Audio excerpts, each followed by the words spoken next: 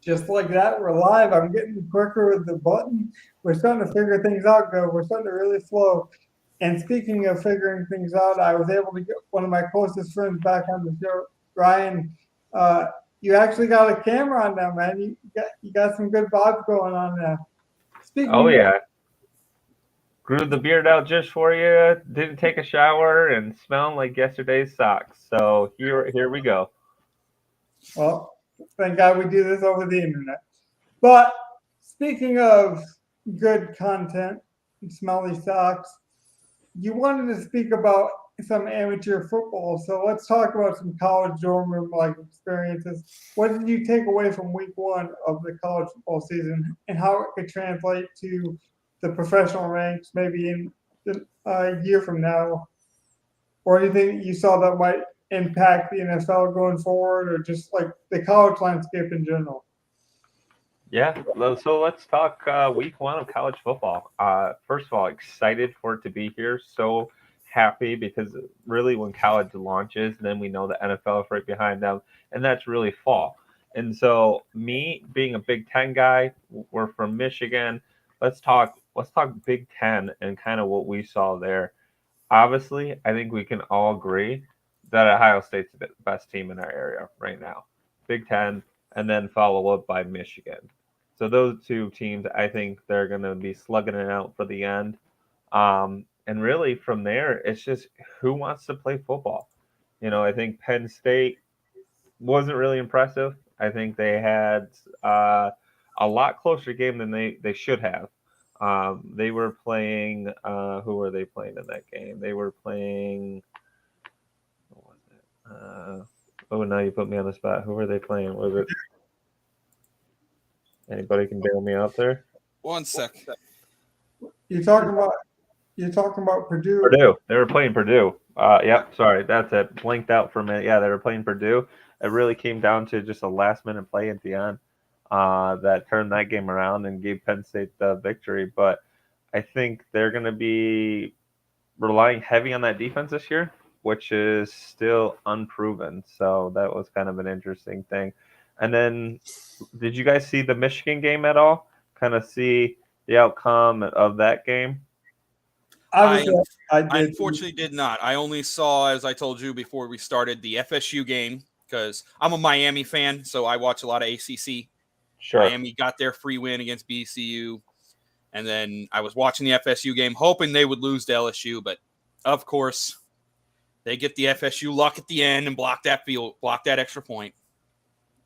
That was an Yeah, that amazing was finish. that was a What did, crazy game. my one thought would be, what did you think about the big game from Saturday, Georgia Oregon, and how flat Oregon just looked? Oh, yeah. So that game was probably one of the most frustrating games of the weekend. Uh, First of all, Oregon gets Bo Nix originally from Auburn. I think this may be his either first or second year in the offense, and just comes out flat. I mean, I've seen pancakes flatter than that performance. It was just horrible. It was turnover after turnover, and I will be the first to admit I've not been a guy that was high on Georgia's quarterback. I kind of always felt like he really wasn't the reason why they won their championship last year. I thought Stenson was okay, but I really thought it was the defense. I mean, half of those guys we're going to see them on Sunday now. But I will be the first to say I'm dead wrong. I think Stenson is a good quarterback. I think he is a game manager, but you put a good team around him, he's gonna make plays. And we saw that over and over against Oregon. He made play after play and ultimately gave him the victory pretty handedly. Now, Yep. I know Gov's not a huge college guy, but I think this would be a good, fun DraftKings kind of segue into the future of college and professionals. I've been listening to a lot of podcasts gearing up for not only week one of college, but week one of the NFL. And with this NL deal and being able to pay college athletes, now they think actually they could have a good rebound effect at college go because they think that if you're not guaranteed to be in the first or second round, that we You should just come back for your third or fourth year. I kind of like teams doing that. I wish coaches would tell their kids more like, hey, you really don't think you're a guaranteed first rounder, just get through college and then see where you're at. Well, they basically, Mike Renner of PFF, I got to give him credit. He basically said that he thinks that with a lot of these NL deals, especially if you're going to a big school, we talked about big schools in the Big Ten, Michigan, Ohio State, even Purdue, Saquon Barkley's old stomping grounds. Especially if you're a running back, even if you're the kid from Texas who's projected to be like generational at running back, if you don't go in the first round, you can actually potentially make more in college. And when we're talking about a grown man game versus amateurs, if you're already a grown man like a Leonard Fournette and you're going against smaller level schools and a lot of like easier, Ryan mentioned like pancake kind of opponents sometimes, it's better to put more of that kind of viability into your performance than it is to go and be a backup in the NFL and maybe you're Kareem Hunt, maybe you're talented, but you're behind Nick Chubb, and then you're competing, and so like even quarterbacks might actually stay longer because they'll have more chances, obviously more schools. So a thing that I thought was going to be detrimental to college fans, I think the traditional fans have to be excited about maybe the potential of these guys staying their junior or senior year. How does that affect DraftKings, gambling, prop betting, and just like the overall landscape of sports? Before we jump into the gambling side, I agree. I think it does affect it. Add into the fact that now they're looking at doing a 12-team playoff. I think that also changes the gambling aspect. So guys who normally would be gone their junior year, they could stay their senior year because one, if they're not going to be projected to be a top one first round draft pick or either a high second round draft pick, they stand to make a little bit more money in college and then eventually make it into the pros while improving their standing in the draft. I think positions like running back, you're going to see a longer shelf life. I think because NFL doesn't value running backs the way that they do like a quarterback position or even a wide receiver position. It's really one of those positions in NFL that just gets burnt out fast. I think these kids are going to probably end up staying in college a little bit longer, making that money because they know it's guaranteed money. They get that NI whatever deal, and then they have a chance to make money while they're in college. If they want to get an education, hey, you can get that too. There's a bonus, and then you get to go to the NFL. So I think from a DraftKings perspective, I don't know a ton about DraftKings. I personally am more of the fan side. I bring the fan perspective, but I think it gives you guys an opportunity to, bet on a Michigan or bet on a Alabama or bet on a, if you're doing college basketball, Duke. How many years will we see a guy come in for like a year or so and then they're off to the pros? Well, now you may actually get to see them for 4+ years. Now you got a championship team. That increases your betting odds. Well, we're even seeing it in the betting landscape. Now they're allowing cross-sports betting. You can bet, like, say, Michigan State and the Lions win totals, whatever team you think is going to have more wins. Or, North Carolina and the Panthers or the Tar Heels and the, Carolina Panthers were a bet I saw earlier in the offseason. So, like, gambling has definitely changed the way it looks. And I don't think Ryan has to be such a fan of DraftKings always to appreciate what it's done. Like, getting these players more eyeballs on the screen might actually, keep them in the big house, which I know is your favorite college, I believe, Michigan.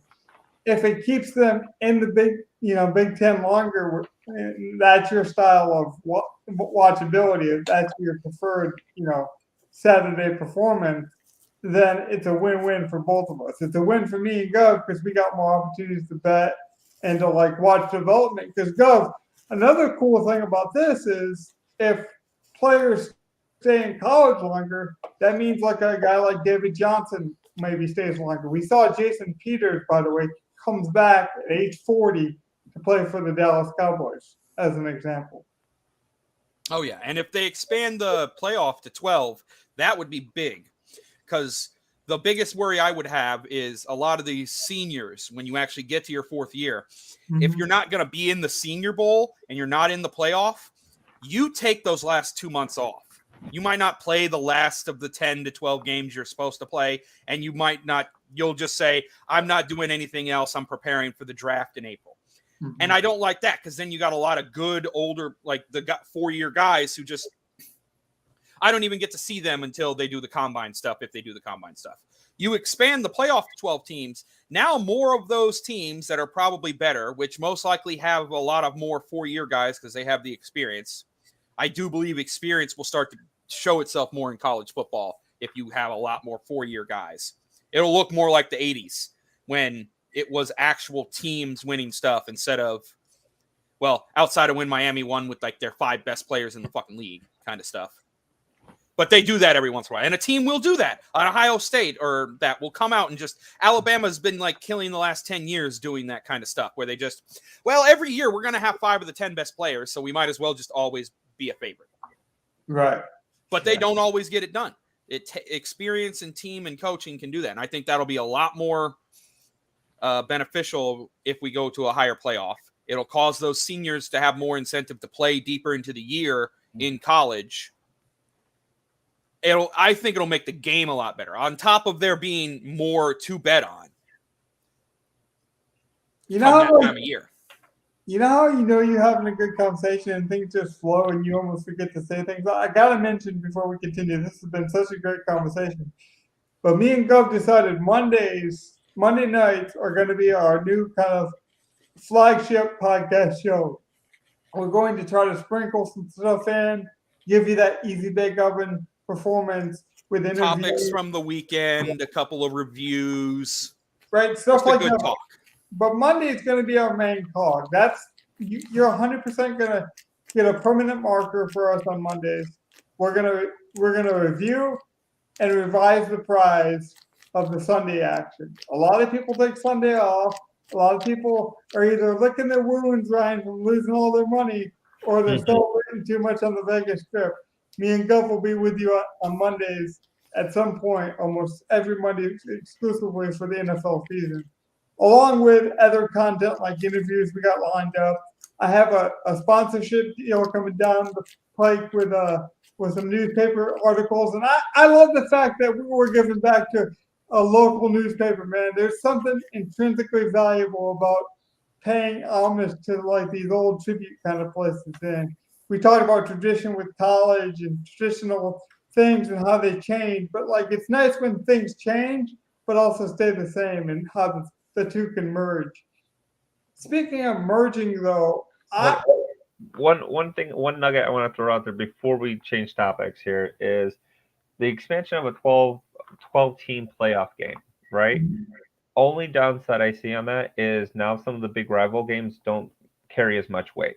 So, for instance, Michigan Ohio State. End of the year, I can't tell you how many years in a row where it comes down to that game. This winner of that game goes to the Big Ten championship, and then they could potentially play in for the, either the playoff bracket once they created that, or it would have been the Rose Bowl game. Now with the addition of a 12-team playoff bracket, you kind of lose the importance of that game. It doesn't completely go away. You're still going to have the hatred between fan bases. You're going to still have the records of how many times Michigan's beat Ohio State and vice versa. But I think you lose a little bit of the importance behind that game, because now my season doesn't hinge per se on that, because I'm going to get so many seats. So many seats are available from each conference. So I think it's going to be interesting to see how they play this out. But that is one big takeaway that I wanted to just drop that before we move on. I would actually say I would rebuttal that with that's sort of what they did with the schedule in the NFL, which is why now you have most of your divisional games, either 2 or 3 in the beginning of the year, and then you almost always end with 2 or 3 divisional games. And yeah, sometimes it's like, yeah, Brady and the Tampa are making the playoffs. This game against Atlanta doesn't mean a thing. But a lot of times, if it's a close thing, if they're two good teams, it's like with Ohio, like let's say it's Ohio State and Michigan, and they're both good that year, that title game might mean the difference between being 1 or 2 in the playoff and being 10 or 11 in the playoff. And that could still be big when the Giants and the Eagles have to play week 17 to see who's the wild card and who wins the division. Like it could still end up being big. It actually could end up being bigger because as long as you do your thing in the regular season, it's going to come down to your head-to-heads with your conference. Just like in the NFL, where it really does a lot of years come down to your head-to-heads with your divisional opponents, even when you have an 11-win team. Guess what? All of a sudden, Tampa's an 11-win team. Carolina has 10 wins, and they're playing week 17. Oh, or with more likely it'll be like the AFC North this year. It'll be like Cincy will have 11 wins, and then all of a sudden Baltimore will have 10, and they're playing week 16 or week 17. Well, let's also. So I could see it still being really good for college. Yeah, and one last thing, because I love what you said, and I think you're absolutely right. The thing that I'm most excited about this is seeing potentially an SEC school have to go up to northern, play a northern college. Like, oh yeah, let them have playoffs. to go play in Michigan State or something. Yeah, they have to go as to like Ohio. a 10-5 seeding matchup or something, because all of a sudden Georgia or whoever that SEC team is lost to Alabama, and now they got to go play Michigan in Michigan as the 6-10 matchup or whatever it is. However they do the seeding. I assume with that they probably keep like the top 2 to 4 as bye weeks, and then you're basically doing an 8-man bracket from 4 to 12 and cut it down, and then you'll do another 8-man bracket to bring in those 4 bye week teams, and that's how you would probably do a 12-week playoff. Kind of like how the NFL does it with their 14 that they have now. Also, to tie this back to all sports and DraftKings and even NBA, it's like we have to understand that sports fans or even gamble. There's people that will gamble on the NFL in week 1 that won't watch a single bit of football, which is why what I love about the idea of having Ryan on here. Even I don't care how often you want to come on here. If you want to do the weekly commit like me and Gov are going to do. I love that you view it differently because I think that engages an interesting conversation. But it's about how you watch sports as much as what you're watching. And I think the people that are willing to accept change, not as like, I like this or I don't like this, and just like, this is the way it is now. Like in the NBA, you can like the playing game atmosphere, or you cannot like the playing game. You can like that they've expanded, college basketball brackets in March, or you cannot like it. But sometimes we just have to accept it for what it is. And I don't know if you remember this, Ryan, but there's so many different ways to play DraftKings. To me, it would be like opening up the DraftKings app and being like, well, I built one lineup. I thought this one lineup would work for a head-to-head contest. If I'm playing just you in a head-to-head contest, I should build my lineup differently than if I'm playing against 1,000 people. And so, like, as long as you understand that, hey, these are the new parameters in which I'm watching sports. I mean, 10 years ago, we weren't watching on YouTube TV and having all these digital options. And now we do. So it's like the viability also helps the fans and it hurts the fans sometimes. And that's just the nature of evolution in general. Well, speaking of evolution, let's talk about the professional ranks now. And I think it'd be fun because you haven't played, you're familiar with DraftKings, right? But you haven't played in years. Oh, yeah, you're right. You got me there. I haven't played in years, but I am familiar with understanding the data, understanding, what quarterback is better in the red zone, that kind of thing. I'm right now playing in a fantasy baseball league, and so really getting into all the different stats to give yourself that edge. I do understand. So you understand the numbers, but you haven't like gone through a salary of drafting a DK. Do you do any season-long NFL? No, like on a regular basis, even. Nope. I am completely no friends and family leagues, nothing. In the past, I had, but it's been a few years. We were gonna jump in one this year, but with our baseball league still going, and I am still in the hunt, I just didn't make it there this time. No, it's all good. I can understand that. I took time off of baseball over the month of August to play a lot of season long, get a lot of drafts in. I'm in like something like 20 something different season long leagues. So, Gov, what I thought would be fun is because if I ask him questions, I mean, I've known this guy for years, so it might seem biased, but if you could just ask him some like general DFS terms and see what he actually thinks it means, and then explain to him what it actually means. Because I think what happens a lot of times is people talk about like, oh, if you have $100 and you're a low level gambler, this is what you should spend your money on. Or if I was a casual, this is what this is how I Okay. help you. Well, I can think of 3 terms off the top of my head. I'd like to see what he thinks about them and basically give him what my thought process when I say that stuff is. So if I say GPP, what do you think? GPP. Hold on. GPP. Yeah, what do you think GPP means? Games, point per games. Wrong. This is actually a really weird one. I wanted to start with this. Yeah, that's a good what one. it means doesn't actually tell you what I'm talking about. So if you go to the lobby, like Logan's doing everything on screen, hopefully. Right now. You just go to the lobby and look at any of the contests. You'll see the green G next to the contest. That means it's a guaranteed prize pool, GPP. Oh, okay. That money is guaranteed. Whether that contest fills the entries or not, the money for the prizes is guaranteed. Oh, so those are your contests you can get overlay. If they don't fill to a certain percent, that means DraftKings is just covering the cost. They did not get the cost from the entry fees to cover the prizes. So that's what GPP technically means. When I say GPP, I'm not actually talking about those specific contests in that I'm more talking about the tournament level of those contests. So like the $5 milli or the $10 showdown special, the big field tournaments.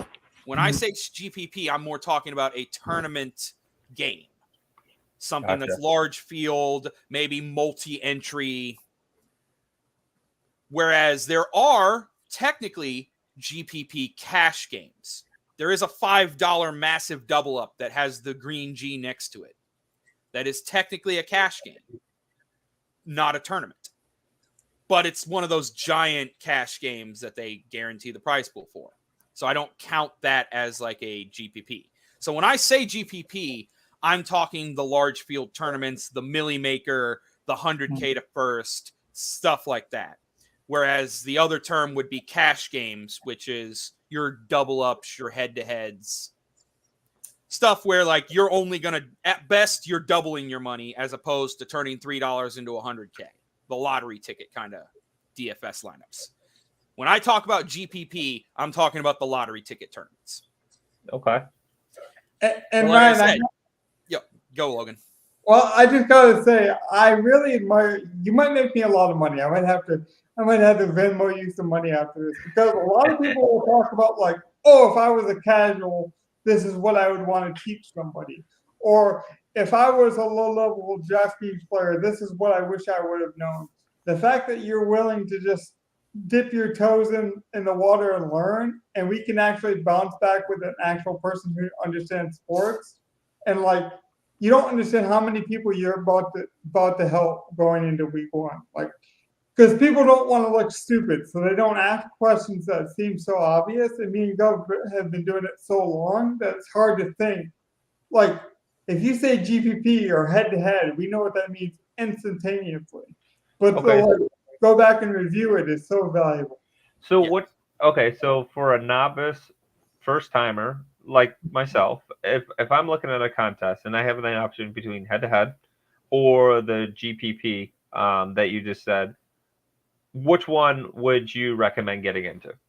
This is Gov's specialty. So first thing I would want to know is what's your actual thought process when you're getting on DraftKings? Are you just trying to have fun with the games? as if you're like betting on a couple and treating it like that? Are you Okay. actually trying to grind a bankroll and make this something that you could do on the side, or even your main focus as a job? Or like, what is your actual goal with DFS? That would be the first definition I want, because it's perfectly fine if you just want to make a lineup or two, throw them in like a lottery ticket, like a scratch off. That's fine. If that's the case, I would find the best GPP for your bankroll. Okay. So that would be the best thing. So whether you're So like you would maybe you're a avoid- $20 a week guy, maybe you're a $200 a week on football guy. Those are both low stakes in my opinion. Mhm. And either way, I would want to know: are you trying to build that 200 into a 10K? Or are you Sure. trying to just randomly hope that 200 hits something big and maybe I won $1 million, or maybe I won maybe if I win 500 off my $3 bet, cool. But you're not actually really trying to grind this sport, which I call it a sport because it has skill. It's a sport in my mind, just as much as poker is a sport. Whatever you want to say, that's on other people. Right. But that would be the first question: is what are you really trying to do? Okay. Then we would look at the contests that fit your bankroll. Gotcha. You can direct me to. I can pull up the actual contest. So Okay, like so- if you're on the screen, the first contest on the list right there, that is the main GPP for week 1. That is the $5 millionaire maker. $1 million Gotcha. to first place, $5 entry fee. You can enter up to 150 lineups. Jesus. So 150 times 5. If you have, what is it, $750? Is it? Yeah. No.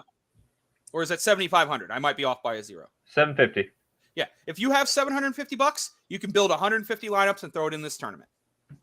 All right. Then you got 150 lotto tickets at $1 million.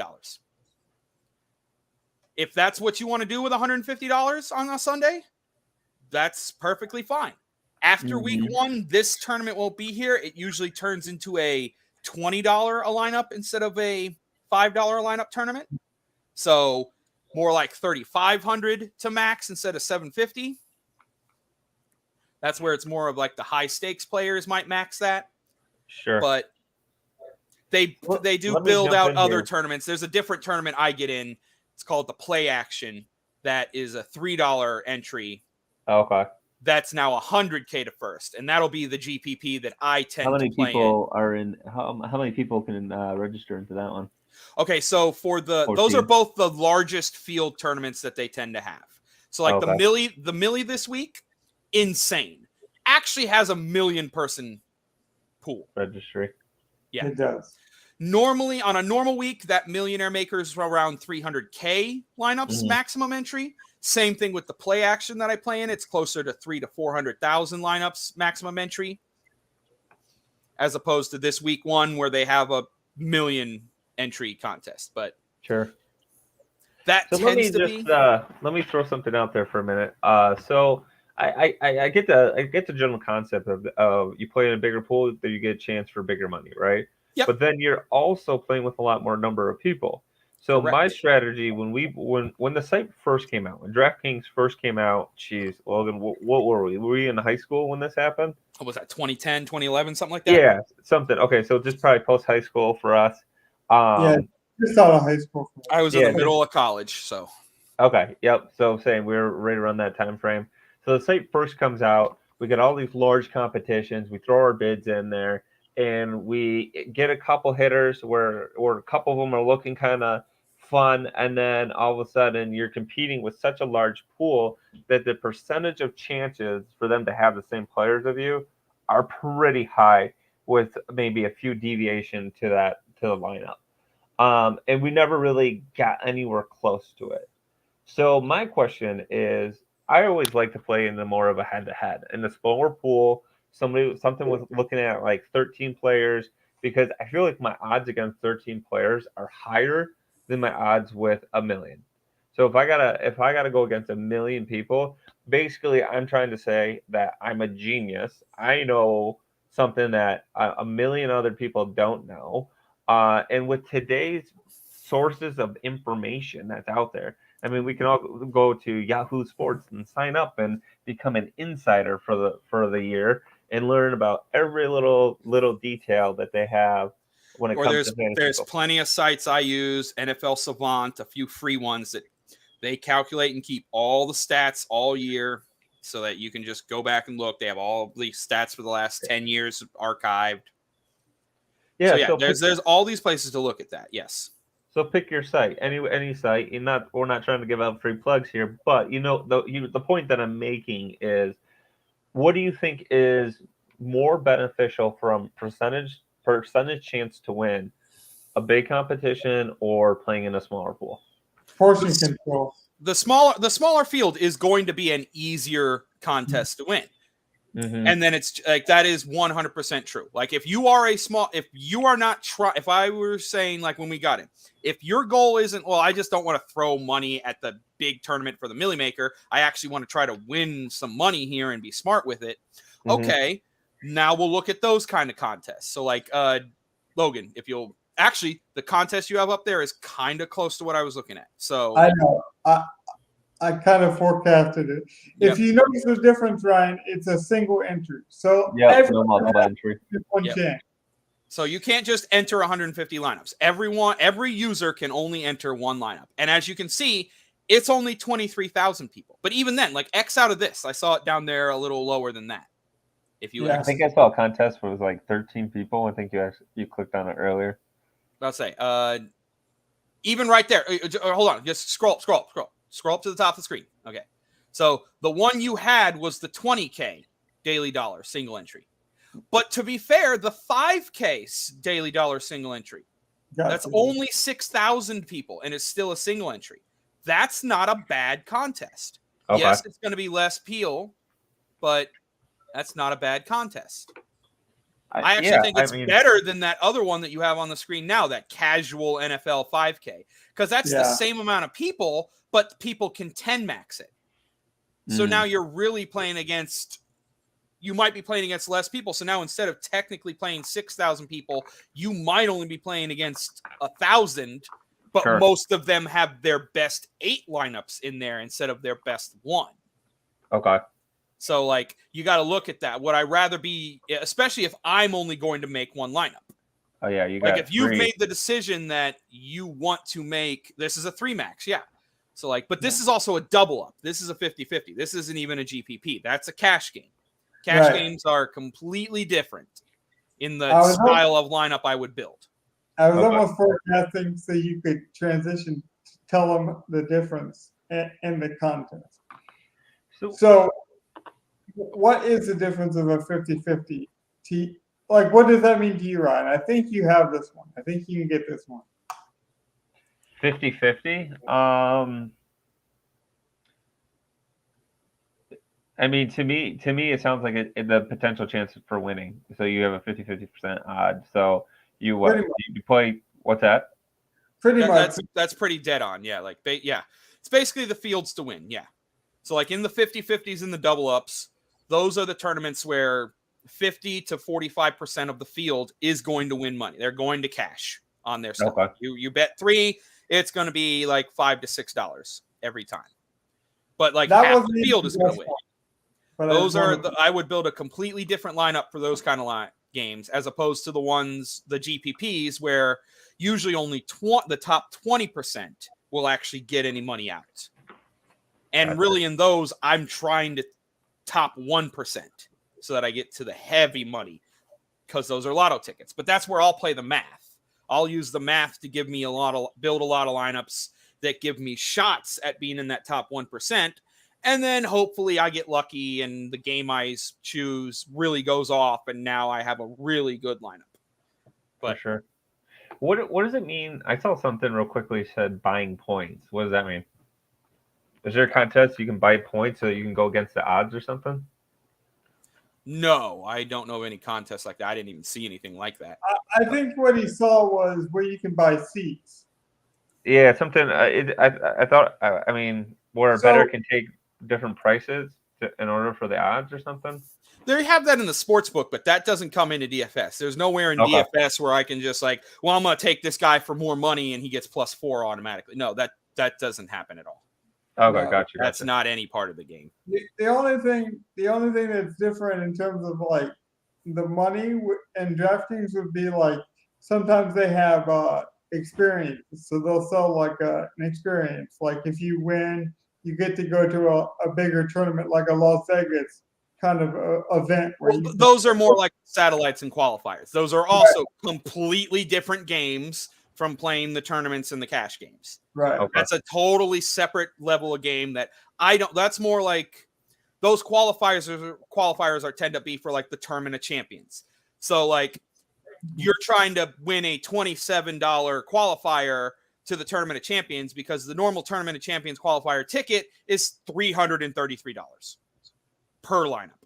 Got it. It's a high stakes, high field kind of thing. That's where it's like you're trying to do satellites and qualifiers to win that ticket into that. So it costs you. And like a lot of high stakes guys will grind that kind of stuff. But like, I don't even worry unless you're like, those stuff have no real value unless you're willing to play a whole bunch over the course of time. Gotcha. Like you can win a satellite qualifier, and then all that does is give you a chance at this seat that could win you another satellite qualifier at another seat. And like you might have to do that 2 or 3 times before you're actually in the contest for the Tournament of Champions. It's like $1,000 entry. And so, okay. That's why I stay away from that. I don't even worry about those kind of things. That's like Right. Well, like, I will at some point when I have the bankroll to be playing them, but I Yeah. am not a high stakes player where I am doing that yet. I think that's really cool that you would admit that, Gov, because like Ryan's a novelist. He has no experience in any of this, right? So we're exposing him to all this stuff. But me and you've been playing this for years, and there's still contests that we won't touch. Now again, You know? there are exceptions.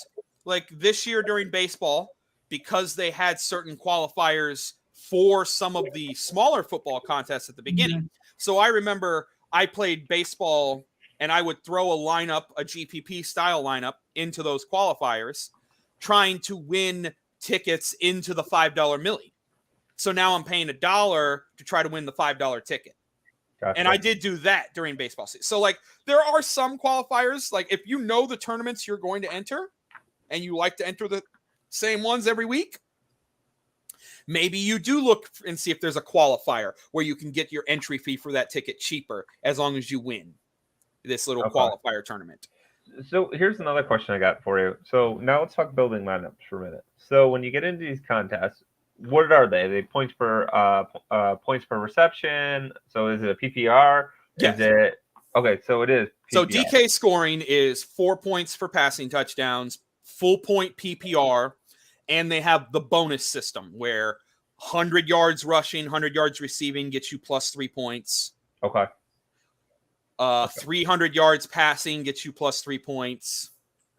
So mind me again, do they penalize you for turnovers? I can't remember. -2 for fumbles and -2 to the quarterback for interceptions. Okay. Because it's been so long since Logan and I were playing together that I can't remember if there were turnover penalties or whatnot. Okay. Yes. And then like in the DraftKings lineup, you play a defense. So the defense will get +2 points for picks, +2 points for fumbles, +6 for their touchdowns. Do they still play kickers? No kickers on DraftKings. Oh, okay. If you look at the screen, you get a quarterback, 2 running backs, 3 wide receivers. Yeah, when they started, they did. Tight end, a flex that can be a running back, wide receiver, or tight end, and then 1 defense. Gotcha. Okay. All right, that helps. And it is the full point PPR with bonuses system that some other site, if I were to say full point PPR with bonuses, most websites, Yahoo, NFL.com, run that same sort. As long as you're playing full PPR with bonuses, it's the same sort of scoring as DraftKings. Okay. So here's my next question is, all right, so now I understand the basics. I got enough knowledge to be somewhat dangerous or at least bang around on the outside. Right. Let's say you've made your decision. You know what kind of tournament you want to enter. Let's build a lineup now that I'm in that kind of contest. Yeah. So hold on, though. Let's have a little fun. Let's actually like gamify this a bit. How much money are you spending?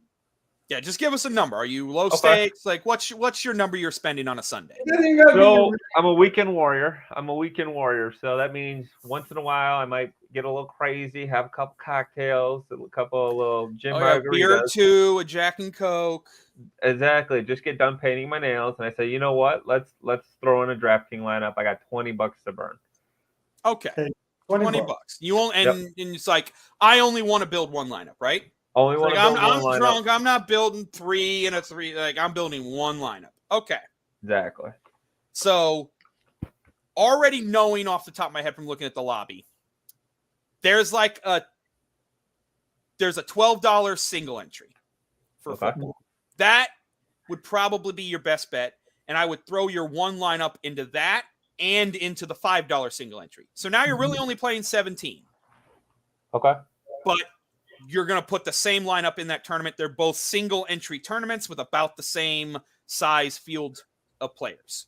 So you can basically build the same lineup for both tournaments. It's just one's a $5, one's a $12. They have another single entry like that, but I believe it's a $33. And so that's a little out of your price range from what you were saying. Right. And then with my $20, I'm playing in 2 contests. So you have double upside. If you win one, you probably are winning the other. You're basically able to get the most bang out of your $20 while also building one lineup the way you want to build it for those kind of tournaments. Whereas I know someone else might be like, well, you're only paying 17. Why don't you just throw that into the same into that $3 tournament? The $3 tournament's a 300,000 person tournament, not a single entry. It's a 20 max. It's not the same tournament. Can your single entry still win that? Yes. Is it smart to do that? No. Would I oppose someone like you who says I'm going to pay $20 and I have this $3 left over? Let's just throw this same lineup in any other $3 tournament. I would almost rather say at that point, try to throw your single entry into a double up and just hope it's over that it's still good enough, because most likely a single entry is close enough to the optimal lineups that get run in double ups when we get into building the single entry lineups in that you should still be able to cash in a double up, barring like your one crazy single entry player completely crapping out on you. Yeah. Like it's a rare occurrence where like my single entries wouldn't also cash in double ups. Might not be as good as my cash lineup, but wouldn't also cash. So like if you wanted to really max out your money, I'd say find a $3 double up. Now you're going to have one lineup that's probably, even if the other two aren't good enough, you might still hit $6 on your $3 and not totally crap out your $20 for the week. Okay. Well, that would be my thoughts. But then again, I'm not opposed to people like, well, if you're just really here for this and you're really just throwing a lottery ticket, then maybe find the smallest field $3. Maybe there's a $3 100 man you can just throw it in or something. Yeah. There's those hundo tournaments that they have where it's literally just 100 participants, $3. Same thing as a GPP, top 20% win. So maybe you find something like that. I would definitely try to find an easier contest, whether it's smaller field or more of the lower, like double up 50-50 kind of thing to spend the rest of your money, or let that $3 sit. And then next week you have 23 instead of 20. And Ryan, I would tell you that like knowing when to play is also valuable, because like DraftKings knows in week 1 that there's going to be a lot of casual that come in. So they offer a lot more contests. They don't bigger fields, a lot smaller. Like I said, with the Millie, it's $1 million and it's $5. Next week, it's going to be 400,000 entries and $20 to $25 for each entry. Right. So it'll be a lot smaller, a lot heavier price to get in. Okay. So I'll be honest, I'm way more likely to play in week 1 where it's $5, because you know me, than I would ever the rest of the year at 25. Maybe that's smart, maybe that's not. Me and Gov know guys who spend $2,000 a weekend on DraftKings. So like I know guys who spend $500 to $700 on the Thursday and Monday nights just on those showdown games. Speaking of money, the lady from Indonesia is trying to get hold of me right now. All right. right. So now that we've picked our contest, we got $20 on the line. We're doing the $13, and then we're doing We're doing the $12 and the $5. Well, We're doing the 12 and single 5. entries, and then we might throw another $3 single entry smaller field in there. So we're going to Perfect. build for a single entry kind of lineup. Okay. So the first thing I would say when I'm building single entry, the way I would describe it is everything is an escalation off your cash game optimal. So Okay. your lowest lineup, and lowest is not really the word I'm using, but like your base lineup is your cash game lineup. If you're using projections from around the industry, most people are just running a vanilla optimal with the projections, no correlation, no rules set. What's the best value and most projected points you can jam into a lineup? That's what you're running. Can you give them an idea, or just people in general, like a guy like Ryan? So give them an idea of a quarterback goes, of a cash quarterback versus a GPP quarterback week one. Okay. So like right now, a lot of the top quarterbacks that people would want to play. Mm-hmm. You got your Patrick Mahomes. People are Yep. going to like him. You got Kyler Murray. People are going to Sure. like him in that game. Justin Herbert, the running quarterback Lamar Jackson. Like those top four quarterbacks, even Aaron Rodgers at 5th. Those are all names. People are going to want to play them. They are in solid games and solid offenses. Kirk Cousins is another guy on a GPP quarterback. He's in a good game against Green Bay, a high-scoring game. He's a solid quarterback that does put up numbers from games. Like he's not a bad quarterback numbers-wise. He'll put up 4,000 yards, 30 touchdowns a year. That's pretty damn good for a quarterback. Other than like the only people who beat that are the guys who like are competing for MVP. So like those are all good GPP plays. But for cash, you're basically trying to find that sweet spot between the salary and the projection. And the projection usually is pretty baked in with the Vegas totals and the former stats of the players, their averages for things. That's why And of course, projections are mostly median projections. So it's not what I think he's going to do. This is the middle range of what he should do. Sure. Based on my information. Is that right? Now I have all the numbers. So like I'll have the standard deviation. So like I know from that median with that standard deviation that his range is actually like you tell me he has a median of 15 with the standard deviation. I know he's actually got a range of 23 to 9, something like that, of his actual outcome of points that I should expect. So let me ask you a quick question. A guy like Tom Brady, right? Right. So, there's another big name guy. Yeah. Tom Brady, not on the slate because he's playing the Sunday night game, but yes. Yeah. So I maybe not so much for this week, but just in the general season play. So Tom Brady, he's got a high, generally he's a high touchdown guy. He probably right behind guys like Matthew Stafford, Joe Burrow, Aaron Rodgers, Dak Prescott in terms of percentage of thrown. Where do you play him? Do you play him? Do you sit him? Do you not play him? Like, what do you think on a guy like Tom Brady? Because obviously, if we go for Patrick Mahomes, right, that's going to eat a lot of your salary cap. You're not going to be able to get wide receivers. And if this is a points per reception league, you're going to need good receivers. Agreed. That's a good thought. Like the way DraftKings goes, I do tend to try to have more money into my receivers because of the PPR and the bonuses. But in a GPP, I want correlation. If I think a receiver can go for 100 yards and a touchdown, a quarterback threw that to him. Mm-hmm. So more often than not, so you're stacking. I'm stacking, especially in a GPP. Now, again, in a cash game, the base model optimal, I'm not setting stacking rules. So like for this week specifically, I'll give away some of the sauce. Like this example. You don't even got to do it. I did it for you. This would be a perfect example. There's a GPP line stack right there. Yes. Yep. Mm-hmm. There's a GPP. If you're playing Rodgers, you're bringing it back with his cheap receiver. Maybe even also have Cobb or Lazard as the other receiver. So you have a double stack. And then you have Jefferson on the other side. I could see doing the same stack, switch Rodgers for Cousins. Maybe you have a little more money. Yep. But that's a GPP stack because Rodgers is not going to be a highly projected quarterback. considering he doesn't have all his weapons. Mm-hmm. And he is still one of the top 5 most expensive. You don't. Okay.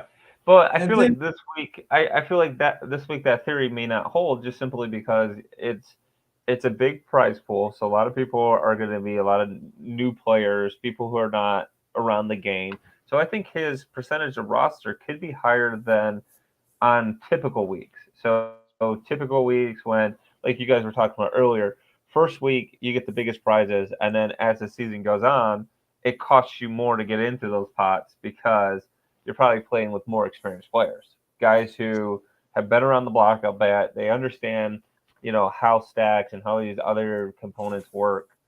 So a play of Aaron Rodgers this week may open the door for somebody maybe that you would generally say, yeah, I'm not going to play him because, again, high percentage roster, not worrying about that. Well, I think it especially opens up, Ryan, for guys in situations like we talk about correlation, guys like Romeo Dove, who I pull up here, who is a rookie who's unproven, but had a tremendous preseason. But DraftKings wants to get you invested. They want to get you drunk. It's the same goal as a bar or a restaurant. Like that's the reason they have house sales, right? Or promotional deals, right? They want to get you through the door. So there's going to be more misprices in week 1 than there will be in week 6. That's Well, usually that honestly is just because DraftKings always puts out their pricing for week 1 like a month before. They put that pricing out for week 1 before the preseason starts. Right. So like they're guessing based off of the draft and what they saw in OTAs.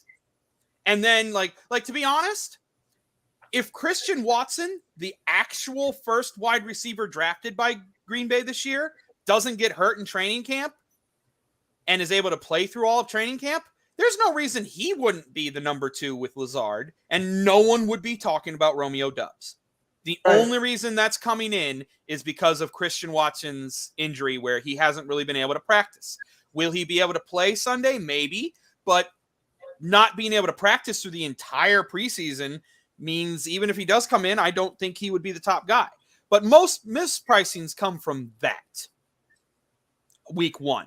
So on top of that, and then the other thing for what Ryan was saying, I actually will have seen it be the opposite in these larger tournaments. Since there's so many extra spots in the tournament, more people play their favorite team or their homer team or something. Sure. So now all the percentages are actually flattened.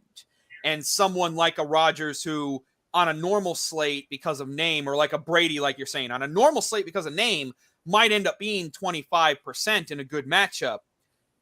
If he were on the slate here, he might only come in at 18 because there's so many options. People aren't going to just focus on Brady. Like even the high-owned guys that I think are going to be this week, your Kylers, your Mahomes, your Herberts. Yeah, even this Like, example, I think even them, I don't think they're going to come in 25, 30%. They're probably all going to come in 15 to 20. Right. Whereas most weeks they'll come in 20 to 30 for the really high-end quarterbacks. So let me throw a name out there, Mitch Trubisky. Mitch Trubisky. So Steelers quarterback. Yep. Playing Bengals this weekend. Mm-hmm. He is $5K. He is extremely fucking cheap. What do you think about him as an option? I'm thinking, risky matchup. You're playing the Bengals. But it's Super Bowl actually team a last weird season. matchup. If the Bengals score like they do, Pittsburgh's going to have to try to throw and score to keep up. And add in the mobility of Mitch Trubisky, which gives you even more of a dual threat. Yeah, but then like other than Deontay or Najee, there's not really a good skill like Claypool. Like I don't like the skill players on Pittsburgh. I didn't like him last year, but Deontay was solid. But Deontay, hopefully he had that knee injury in the last preseason game where they were like, they took him out and they said, if this were a regular game, he probably would still be playing, but we're going to be precautionary. So like, what about Claypool? I'm not huge on that. Like Claypool would probably be the guy. And then maybe Freiermuth if you were double stacking Trubisky, but like, yeah, a cheap stack like that, where like really the most expensive piece is of that stack would probably be Deontay, which isn't super expensive. So, like, yeah, you could build a lineup with him, and then you get to jam in all the expensive guys, your McCaffreys, your Jonathan Taylors, maybe Like- even like you could Like- play Jamar Chase on the other side as an expensive wide receiver. Like, you can fit in a pretty solid lineup with that. What about a stack combination of, say, a Mitch Trubisky and a Najee Harris? So That's you're one of going- those things I don't like to do. Okay, so you There, don't like there are very stacking few running backs. There are very few running backs I'm willing to stack with the quarterback. It has Okay. like McCaffrey's one of the few I would, because you know McCaffrey's going to get the ball thrown to him 8 to 10 times. He's essentially going to get a wide receiver's workload on top of being a running back. And because he's going to get that many and that percentage of targets, that's where I use like the free site NFL Savant. It'll give me target percentage for a team. So it's like, okay, McCaffrey's getting 20% of the targets. So 20% of the time when the quarterback throws, he's just going to throw it to McCaffrey. So that's a solid that's a guy I can stack with the quarterback. But Sure. most running backs are like 5 to 10% of the targets, if that. They get like Gotcha. 4 to 5 a game, if that. Those don't correlate enough for me to have that. That's the kind of thing where, like, I think I have to personally think that game is going off so hard that everyone eats on the team. So, like, the one I look at this week would be like Kansas City or Arizona. If you played a Mahomes stack where you had Yep. Mahomes and Juju and Kelsey, or let's say you have Mahomes and Kelsey, Yeah, I just put because that you in. know that, like, just because you know you have him as that. Then I could see if you also think that because it's a high scoring game and maybe both teams are going to be back and forth, it might be 38-35 kind of a game. Mhm. Maybe they get a couple rushing touchdowns because they're driving the ball and getting it down the field, and they punch in a few short ones that don't go to Kelsey or don't go to Juju. So then maybe you could do Clyde Edwards-Helaire with Mahomes and Kelsey as your 3-man stack. He does love swing passes. Or the And other, or honestly, the other side of the game is where I would do that. I think Kyler might throw it enough to James Conner.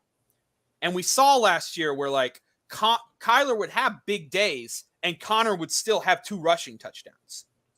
What about I don't know how if you guys like this stack at all. It'd be a cheap guy. I don't think he's going to get a lot of play. Baker Mayfield and DJ Moore. That is another cheap stack that could be played. And again, if you went Baker, CMC, Moore, which is probably going to be the main double stack for them, that's not horrible against Cleveland. Now, yeah, you are taking a huge shot with that stack because that, you said, it will be low owned. It's not going to have a high projection. You're banking on Baker looking amazing with McCaffrey and DJ Moore. right. I mean, it's a big gamble, but yeah. But again, you're building a lottery ticket. The upside is not many people are going to have that stack. Exactly. So, it's one of those low percentage. Those 3 guys right there, other than McCaffrey, because of how good McCaffrey is, he's probably going to be one of the higher owned running backs. Yep. So, like, other than McCaffrey, the rest of that is going to be low percentage owned guys. So, getting to the lineup building aspect, back to that. If we're building a single entry, you would want to put more. Now that you have a contrarian stack and you have 2 or 3, like with what he has on the screen. You have Baker, you have DJ Moore, you have your bring back in Njoku. That's solid. All of those are going to be really low percentage guys. Those 3 right there might be low enough percentage to, if they go off, not enough people are going to have them with you. Right. Now I would build the lineup, filling it in with more of the cash game optimal plays, as opposed to more tournament stuff. Because the way I think about it is, like, I heard this from one of the guys in the industry. Think of the guys in your lineup, not as players, not as their names. They are a machine on a wall with 3 levers. One lever is projection. One lever is ownership. One lever is, oh crap, I forgot the 3rd lever. Shit. Okay. Like contest details? No, I'll remember. I will probably remember while explaining this. So, But like you have your 3 levers that you are trying to, and basically every player is just a combination of those levers. And so, the third lever is your total ownership of the lineup. That's what it is. So like Right. Baker and DJ Moore and an Njoku stack would automatically lower the ownership on your lineup. Mm-hmm. So now your ownership, so now that lever is already low. So you can stack in a bunch of high projected, high owned guys, and that ownership lever is still going to stay pretty low. Yeah. Which you don't want. That's like and again, depending on the contest, cash game, you want that lever basically maxed out as high as it can be. I want all the same players everyone's playing. Sure. As opposed to like the Millie Maker tournament where you want that kind of as low as possible. You need to take some dart throws with guys that no one has. Well, for example, if it was a cash game, you might go with Christian McCaffrey for that stack. You're definitely going McCaffrey in a cash game line. Yeah, Right. So I think I understand what you guys are saying. So in cash games, you're basically going to bring out your biggest hitters. Yeah. And the guys that everyone's playing. You're not trying to get different. Playing. You're not trying in a cash game. You're not trying to get different. You're not trying to do anything special. You just want to run what are literally the best plays of the day. Consensus by everyone. Consensus by projections, ESPN rankings. Like if he's the best running back on the day, then you're playing him. Absolutely. Okay, so we're talking non-cash game then. And I'm looking – I'll be honest, I don't know much about Denver's D. How are they? Are they still good? Or are they still, one of those teams that are iffies? What's the look at Denver's defense? Denver has had a solid defense, but they are playing Tampa in the Sunday night game or maybe the Monday night game. So they're not actually on the slate. Wait, hold on. Week 1. Oh, am I looking at the wrong schedule then? Yeah. Because I thought they were playing Seahawks on Monday. Oh, yeah. Denver's – no, I'm sorry. Tampa's playing the Tampa's playing the other night. But, they are on the Monday slate. So they're not part of the 13-gamer slate that we were looking at. Oh, okay. They are solid. They are a solid team. Okay. Like, their defense should still be good. And then they added Russ Wilson. So I expect their offense to explode this year. Be good. Okay. All right. Because I was just thinking, obviously if we're playing in a big competition, lots of people, if we're looking for deviation – would we go? Would we want to throw a lineup with a Seattle quarterback in there? I mean, it'd be a scary lineup. It would be a scary lineup because we don't know who it's going to be. Drew Lock, Geno. It's probably going to be Geno, most likely. But that's where, like, on the slate we're looking at, that's why I'm not really playing any Trubisky or any Baker. They have to sort of do something crazy for it to work out. Yes, the rest of your lineup can look good around it, but you are banking on that. And I feel like I can find a better low-owned play than Baker. Like, for example, on the slate, just for this slate, looking at it, I think Daniel Jones of the Giants would be a better play than Baker. Yeah. He's in a better game environment against Tennessee, higher total, and there's no chalky piece around him where, like, with Baker, if you're not stacking him with CMC, not only are you wanting something really crazy to happen, it's the likelihood of Baker going off and CMC doing nothing, barring an injury to McCaffrey, is basically not ever going to happen. Okay. Like I would basically tell you, if CMC's healthy, there's no way he's not a major portion of that offense in a game. There's no way Baker throws 4 touchdowns with a healthy CMC and CMC doesn't have 2 of them. I will guarantee that. Now, so I wouldn't build a lineup. That's the other thing. You got to tell yourself the story of the game when you're building lineup. When you want to stack a team, you want to tell yourself the story of how that game goes to try to get your stack. Is it going to and sometimes it's normal. Sometimes it's like, I'm stacking Cincinnati. Burrow's going to go off. He's going to sling it. Chase is going to have 100+ yards and a touchdown. He's probably going to throw another touchdown to either the tight end or Mixon, and he'll have 3 touchdowns and 300 yards on the day, and Cincinnati will win. That sounds plausible. Totally see that. So now I'm doing Burrow with either Hayden Hurst or Mixon and Jamar Chase. That's my stack. I totally feel like that game could go that way. So Gov, if you're stacking, hold sorry, on, I gotta jump in. Because Gov is like an old rock star. He's playing all the greatest hits. And I just want to make sure he gets a second to take a breath here. You didn't mention the Seattle game, and so I built an ugly stack just to show you what it would look like, and just to prove to you that That's kind of like building a Seattle stack, yeah. Right. So building correlation is smart, right? Mm-hmm. Whether you're playing GPP or head to head, obviously, if you're playing bigger contests, it makes more sense to correlate. But that doesn't mean all correlations are created equal. Like, right. Just because you're playing in a big contest doesn't mean you need, a Fields Mooney stack that's going to be like 5% owned. Like you can still have some of the more popular plays and still win. You don't have to get so different, Yeah.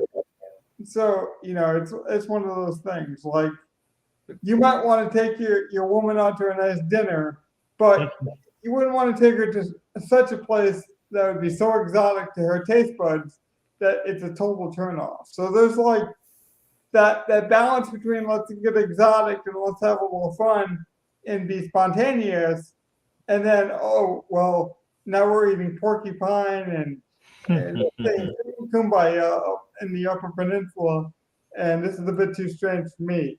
So like there's a balance between city life and country life, just like in building lineups. So if you were to do a Daniel Jones stack, who are you stacking? Are you stacking the tight end Bellinger, or are you taking my first stack with him is Tony Kadarius Toney, the wide receiver. Yep, That's the first guy I'm going with him. Now I tend to try to double stack guys, so I'll be looking for a second giant to go with him. See, I would go Bellinger because of his price. And is he healthy? Is Bellinger healthy though? If he's healthy, his price, minimum salary as being the top tight end, he could end up. I have to wait and see till the end of the week, but he could end up being a chalky tight end play as like the minimum salary tight end. I will be honest with you, he's in every one of my lineups if he plays. The only lineup he's not in, and I don't care, because like one of my things is being transparent. So like I don't care if I win or lose, I'm going to tell you what I think, because I find that to be valuable. Not only valuable, but validating. And so the only lineup I don't have him in is my Kyle Pitts lineup, which I have Marcus Mariota as my quarterback. It's a different way to get cheap, but yeah. Exactly. But like my first stack with him would be Kadarius Toney. This is another one where I don't hate stacking Barkley. He's one of the few running backs who does get decent pass game work.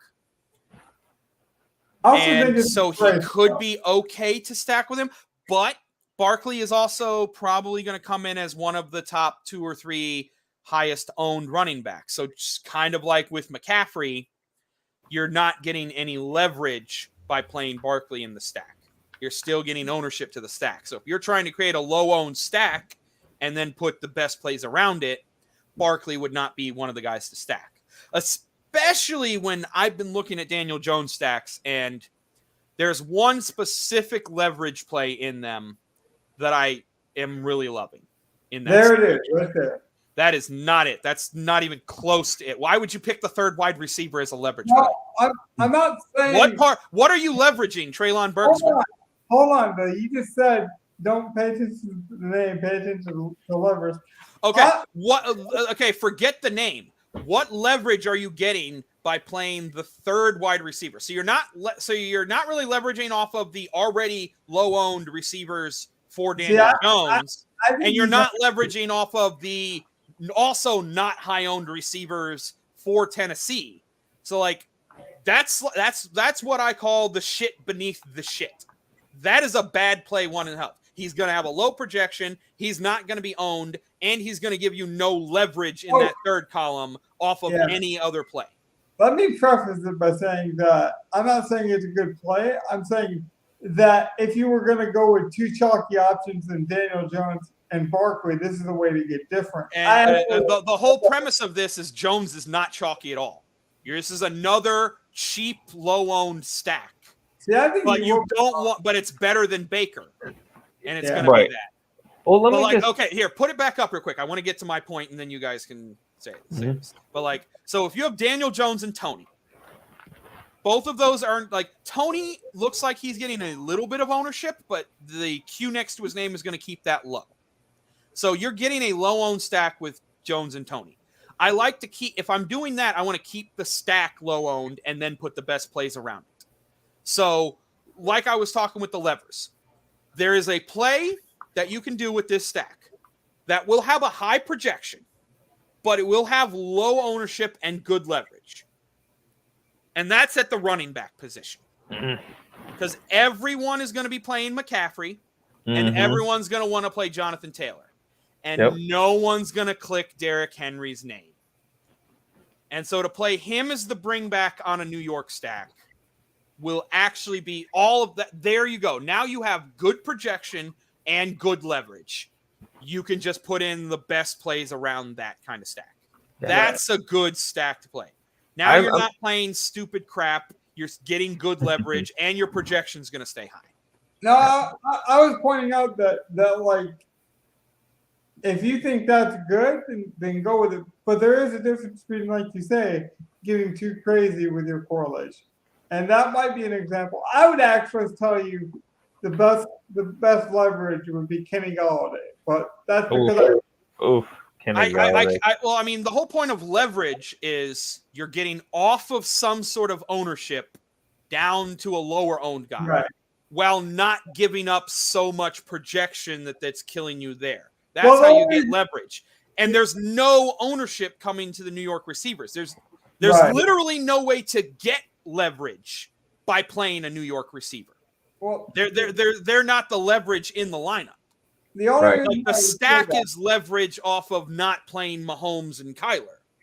That's the only leverage you're getting. So really, if you wanted to play Galladay instead of Tony, it's the exact same play in my mind. it's To exactly be fair, if you have the money to go up to Galladay instead of Tony, Hmm. that's the exact same play. But the Okay, leverage is playing Henry off of the two high owned running backs. correct. But just my opinion, I mean, I don't even think Galladay is a top 50 receiver.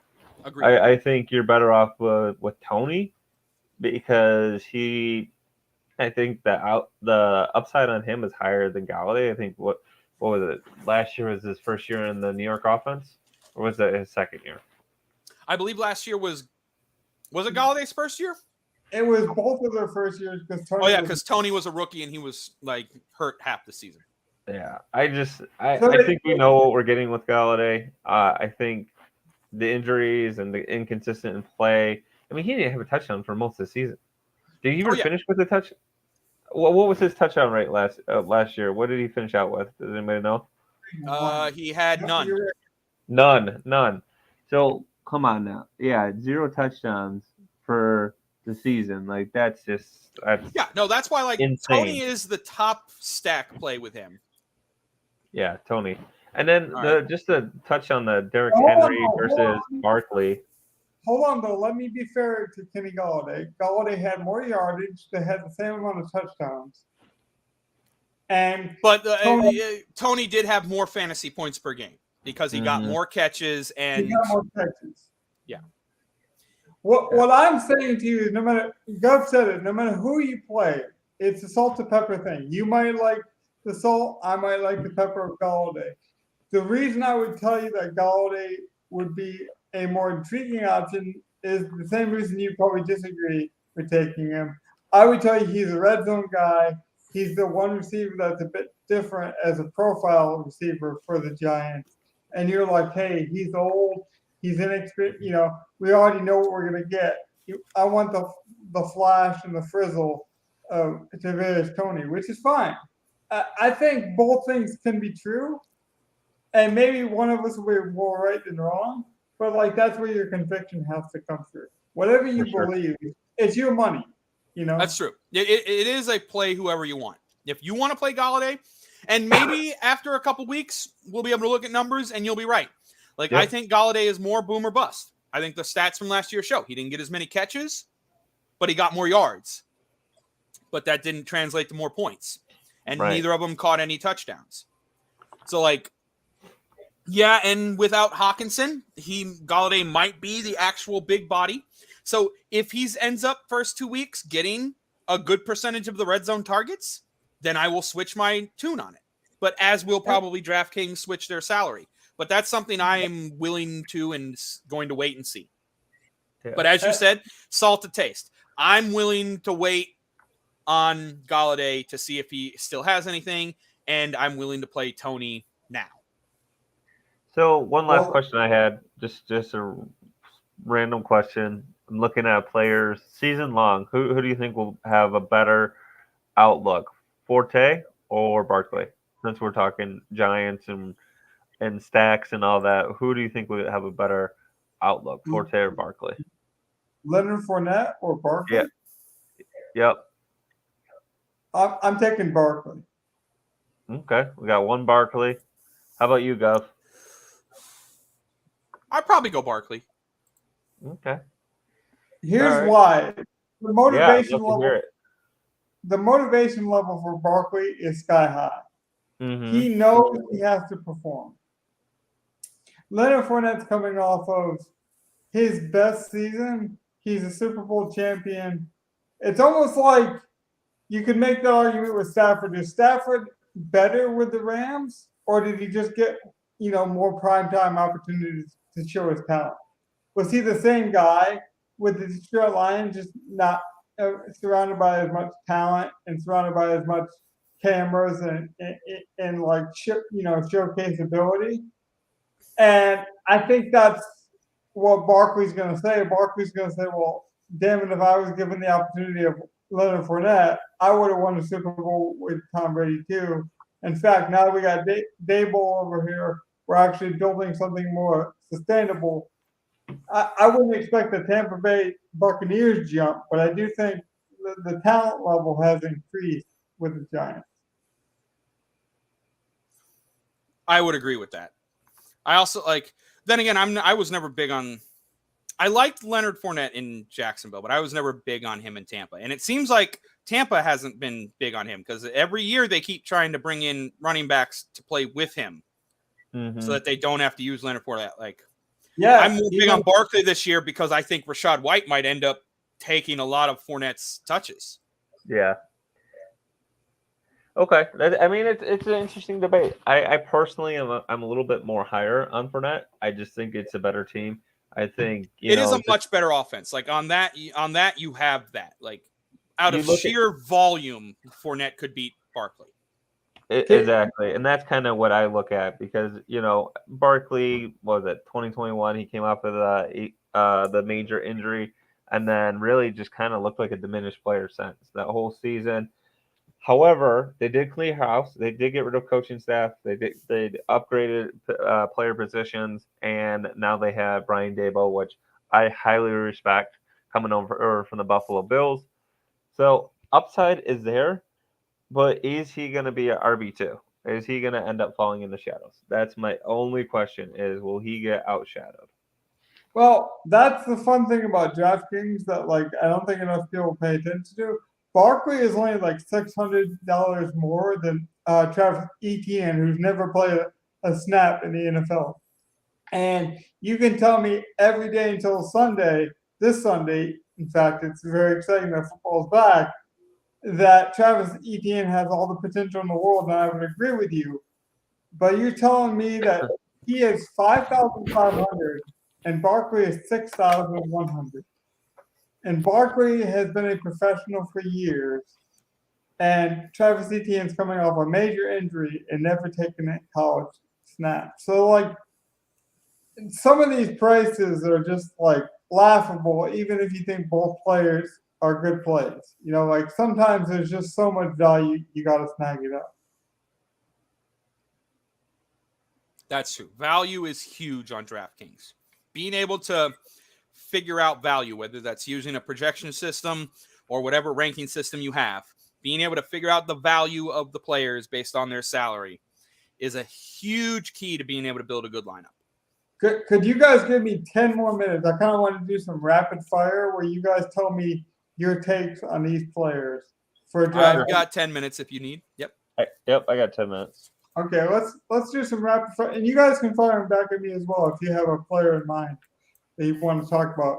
My first player, Gov, I want you to tell me how Trey Lance fails week 1. Fails okay, so the way I'll do this is truthfully looking at Trey Lance, what I think will happen in this game, San Fran is a run-first team. They're going to come in and try to establish the run. Trey Lance might hit a few short passes early, and if one of Debo or Ayuk or Kittle can break one, then they'll probably slog it down and run the game most of the time. I think Trey Lance probably ends with under 25 passing attempts, but maybe up to 10 rushes. And I feel like that's going to be a low-scoring game because Chicago is going to try to do the same thing with Fields. They're going to try to get up quick and then just sort of run the ball. So I don't like that game a lot. I think Trey Lance's maximum ceiling is probably something like 200 yards, 2 touchdowns in the air, 100 yards on the ground, and a touchdown. They score 3 and they win 21-10 or something like that to the Bears. I think that is the absolute maximum ceiling for him. Yeah, I mean, yes, he could cut. Yes, any quarterback can throw for 4 touchdowns on any day if everything just goes right. But I don't trust either of those two teams to do anything other than run the ball and play defense. So that's what I think Trey Lance will do. At his price of $6K, 200 yards, 2 touchdowns, and then 100 yards and a touchdown on the ground is going to be something like 16. Is going to be right up. That is best case scenario, and I think he gets to 28 points at that, which 30 points is sort of what you want from a quarterback to win a GPP. So Trey Lance has the ability, if that game goes perfect, for him to be a GPP winner. Yeah, and I would just say I have way more interest in playing Trevor Lawrence over Trey Lance. Yes. I think Trevor Lawrence's range of I think Trevor Lawrence can have an 80% outcome versus Washington and have almost the same score as Lance, and he's cheaper. Well, and to our point, and I think this is a point that most non-Draftkings players would probably overlook, which would be fun for Ryan to think about. Is I think the Washington Commanders, with all their publicity and all the name change and the brand recognition, I think all that matters. And I really do think it plays into it. They want to have a good performance, Terry McLaurin, for example, wants to finally prove, hey, I'm not Allen Robinson. And unfortunately, I'm kind of like him in the beginning of my career where I have had bad quarterbacks or matchups that didn't favor me. And now with Carson Wentz, I'm ready to go. Whether you think Carson Wentz is a great quarterback or not, apparently their chemistry has been off the chain in comparison to his other quarterbacks. So, the chances that the Commanders will be able to push the ball down the field against Jacksonville, 2 bad defenses, 2 teams that necessarily don't want to slow the game down, I think make this way more intriguing. And I think people are sleeping on Lawrence's ability to rush the ball. It's not going to be the Tim Tebow, Trey Lance expectation, but I do think Trevor Lawrence has a much better arm. Mm-hmm. So just to jump in there, is solely just a fan of the game, not looking really at statistics other than noticing that they have Trey Lance rated as the top 13th quarterback projected this year. I think that's gonna change if you're comparing it to a guy like Trevor Lawrence. They have Trevor Lawrence rated at, I think, top 19. I think Lawrence will actually be the better. I would definitely take Lawrence as the top 15 guy over Lance. I would 100%. Yeah. 100%. Second year in the league, I think he had a horrible shake with that guy we don't want to mention, Urban Meyers. Look, personal bias, Michigan guy here. But anyways, being said, I have the same bias against that old Florida coach. Yep, nope, got the same bias. We're good. It's okay. He didn't even know professional players like Aaron Donald. So, professional professional gamblers and professional lovers of sports go, we can disrespect that guy because he disrespected our sport when I know Aaron Donald was the reigning MVP. So I have no shame. And then the last point I was going to make on that is I'm okay with taking an unproven wide receiver, an unproven running back, an unproven tight end. I'm less okay with taking an unproven quarterback. Trey Lance, yes, he's going into his second season, but he hasn't played. He has not played. He was stashed behind Jimmy G, the handsome devil himself. There's not enough playing time underneath his belt. So yeah, he could go out there, put a heck of a performance in week 1 against the Bears. But I think what they're going to end up doing is just game manage him. I think they're going to play a soft offense that allows him to grow his skills. His best player on that team is Deebo Sanders. They're going to have to get that guy the ball a lot. So if you wanna play somebody that has more upside, play the combination match between Trey Lance and Deebo Sanders. But I just Samuels. Samuels. My bad. Thank you. I don't see. I'm not loving it. I think there's better options out there. Agreed. I'm not big on San Fran this year. I think they take a step back. I think their defense is going to be worse too, but that's sort of what they do. Like that's San Fran. There's a reason they were in the Super Bowl a couple years ago and why they were almost in the NFC title game last year. Like they are not a horrible team. They put it together, but they're going to have a bad year, have a good draft. And then next year when Trey Lance is in year 3, they'll probably take a step forward. Yep. Agreed. That's the value of you, Ryan, because me and Gov are going to hear about how Trey Lance is a great play because he's cheap and he rushes the ball. And a guy he'll have a good floor. Like I was looking at Trey Lance as the cash game quarterback this week, but I think the consensus cash game quarterback is going to come to being Jalen Hurts, just because it's going to be a much better game environment than San Francisco, Chicago. That's what I love about traditional football fans. They don't really care about the floor. They just care about entertainment. And they're like, hey, Blake Bortles isn't good. Ryan Fitzpatrick isn't the best quarterback. I love Ryan Fitzpatrick. He was my guy. Fitzmagic is amazing, dude. Loved him. Him and his crazy hair and beard. Ryan all the way back to his days at Harvard, first couple years at Buffalo. I thought Buffalo. Awesome. Oh my gosh, the guy was amazing. Okay, but Ryan probably doesn't know this. That Joe Flacco won people $1 million, so now the fantasy community idolizes that guy. Like that's the type of stuff that I find interesting. Well, I mean, if you look at a guy, what was I was about to say, like last year specifically, we had the backup quarterback for the Jets, Mike White, was the quarterback that had a winning lineup for $1 million.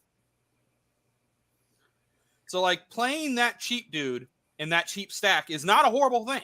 It can work, but it's a lot of people knew it could work because I believe that was also a week where the Jets were playing a really high-powered offense. They might have been playing Kansas City or someone that week, something like that, where you knew they were just going to have to throw and score the whole time. So let me just throw one thing out there, and I do have to run, boys. But just looking at projections, they have Chad Henne projected to have more fantasy points than Jimmy G this year. See, and yeah. Who does Chad Henne even play for right now? Chad Henne plays for Kansas City. Oh, so he's the backup behind Mahomes. Okay. He's the backup behind Mahomes. Yeah, I think I'm under the assumption that Lance probably doesn't last the whole season, whether it's injury or his play will just look bad enough. And then Garoppolo will end up playing like 4 or 5 games this year. Like I have that in my head that might still happen. That's why they wanted to keep him, because they know he's gotten you to a Super Bowl. He is solid and consistent. He's not a playmaker, but he's consistent. So if you just need a good, like he is what is basically the perfect backup now. Like he's a guy who's going to come in, he's going to game manage, he's not going to fuck up, and he's got some talent to do what you need. That's like the absolute perfect backup. Absolutely. He's a Ryan Tannehill for, Tennessee. They didn't have the best quarterback. They had Ryan Tannehill. He can make a couple plays, but they had that monster running back and Derrick Henry, which won the league for him. I mean, when he's just running over everyone, all you need is a game manager at quarterback. quarterback. Exactly. Tannehill did that perfectly. Jimmy G can totally do that for San Fran when they get going. And when they get going, when they're healthy. I mean, it doesn't help when you lose your number one tight end. You lose half your team to injuries the 1 year. I mean, you're not going to be successful. Yeah, but that's why I have San Fran is probably going to have their down year. They also let go of 2 of their running backs, Sermon and that. So, like, I could see them having a down year, and then next year drafting how they normally do, mostly defense, and maybe they'll have, like, one breakout player. Like, I could see maybe one breakout player this year that is going to be on their team for the next 3 or 4. And the guy I'm looking at is probably at running back, because they're probably about to be off of Mostert. They're good at cycling through running backs every 3 or 4 years. So they're probably going to be done with Mostert after this year. If they cut Sermon, and Jeff Wilson's also on like the year 3 of the deal, I think their guy Davis Price. I could see him breaking out, looking like a really good running back, and then he'll be the number 1 running back for San Fran going into next year. So what about Mitchell? So are you thinking they're running? Oh, Mitchell. I'm sorry.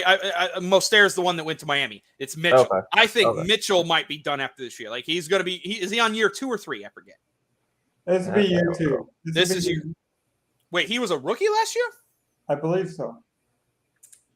I thought their rookie was Trey Sermon, and Mitchell was already on the team, and they also had Mostert, who they let go of because he was in his 4th year.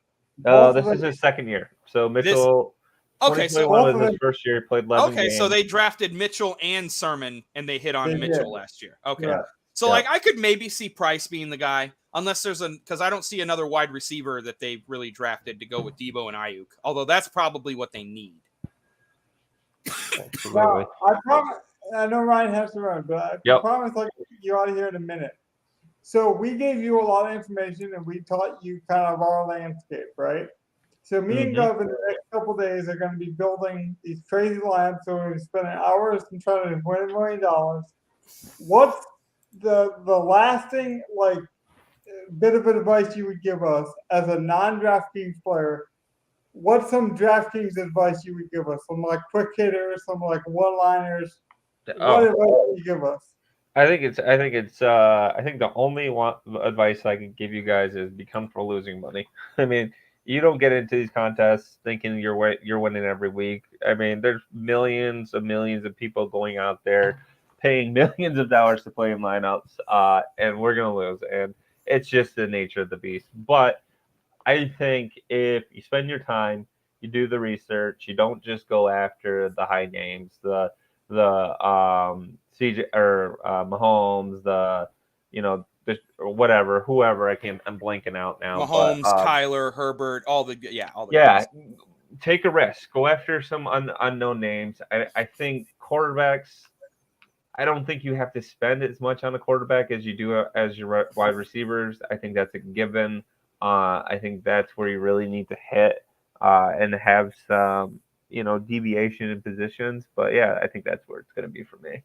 Well, I knew you weren't feeling so good, man, so I'm glad you were able to join us. Gov, this conversation didn't go where I designed it to go. I thought we'd be breaking down a lot more week 1 plays, but I'll tell you what, it went where it needed to go, and I thought tonight was a really good kind of fun conversation. We can always come back later on and revise the process, which is what Monday is going to be, especially coming off of the NFL season in week 1. So I appreciate you guys' time. Is there anything else you want to shout out to the people, Gov? I'm just happy. Honestly, I am ecstatic that football's back. I'm going to be so happy for Thursday. I'm going to be so happy for Sunday. Like you said, I'm going to be spending a couple hours a day building my lineups for the Millie this week because I'm going to be in the large field contests. I'm going to be looking at projections.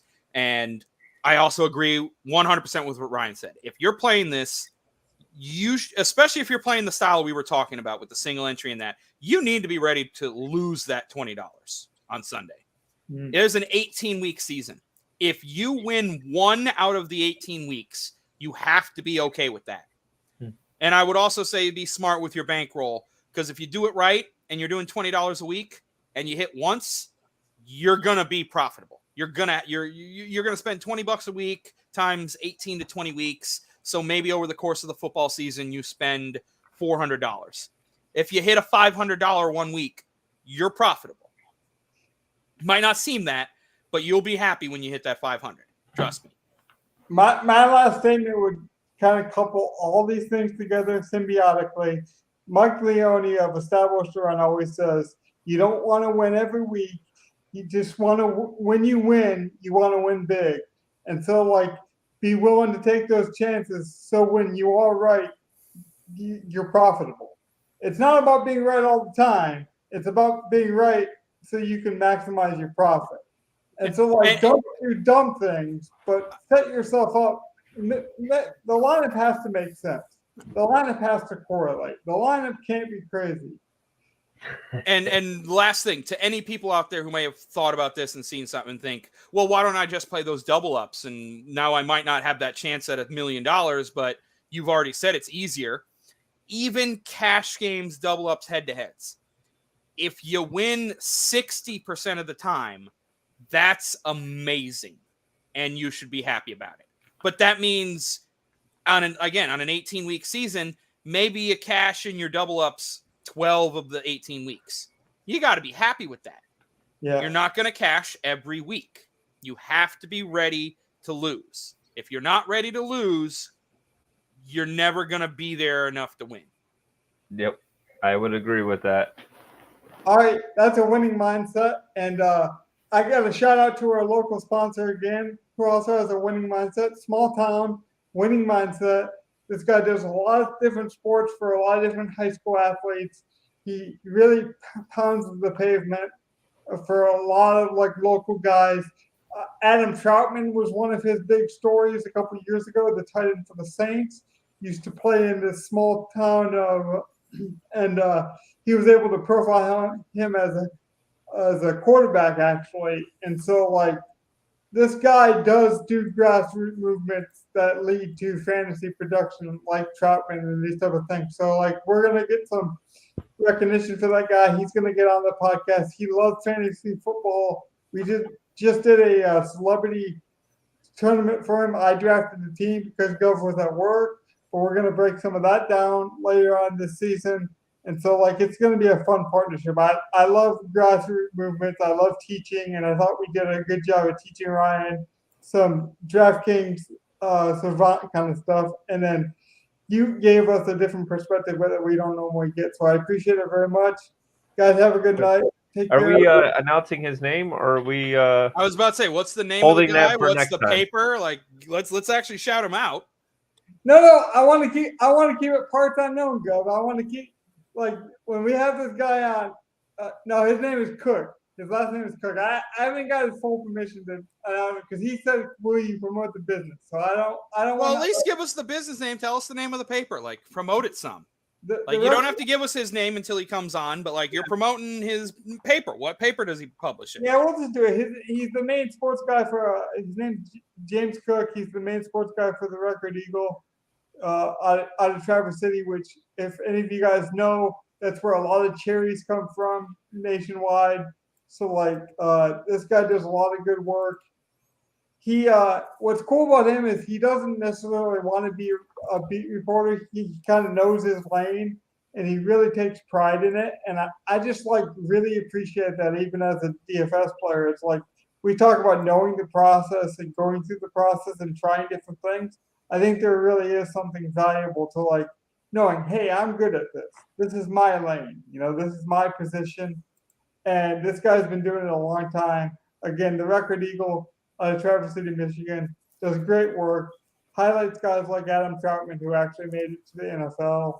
He's highlighted some NBA prospects that made it to the G League, and even some UFC fighters who came out of the Traverse City area regionally has been featured on some of their newspapers. So I gotta give them a shout out. That's awesome. So if you're in the Traverse City area and you see our podcast or their podcast, I'm just a guy sitting on a log watching sports. If you see this podcast and you are from the Traverse City area, make sure you shout your guy out. Let him know where you saw it. Well, we didn't completely pop your cherry of DraftKings tonight. Ryan, but you know Traverse City's known for their cherry. So like I say, if you guys are putting the cherry on top of the ice cream with a DraftKings win in week 1, think of the Record Eagle. They do great work. Thanks, guys. Thanks to James Cook for having me for that celebrity tournament. I was trying to keep it a little bit low key, but Gov called me out. So when the governor calls you out of your state, you got to come with the right state of mind. So thanks, Gov, for that, buddy. You're good. And everyone, remember, like, subscribe, comment down below so we can read. I would love to be able to answer some questions at the beginning of these Monday shows with any of your comments. I do go in and read them, so it will not be wasted.